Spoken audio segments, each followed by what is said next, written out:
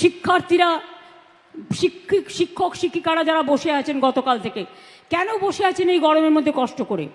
আপনারা স্কুলে যান।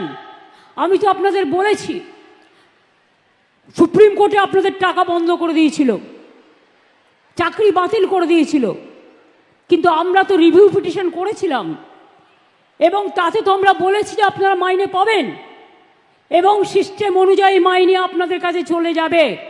এর জন্য কারো প্ররোচনা দেওয়ার দরকার নেই, দাঙ্গা করার দরকার নেই, উত্তেজনা করবার দরকার নেই।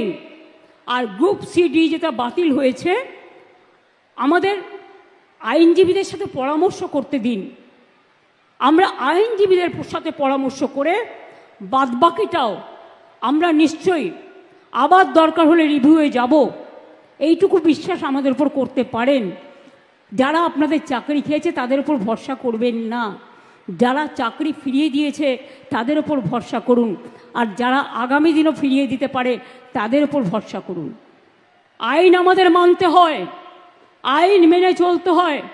আবার আইনে মনে রাখবেন, আইনও যেমন আছে, আইন আবার পথও খুলে দেয়।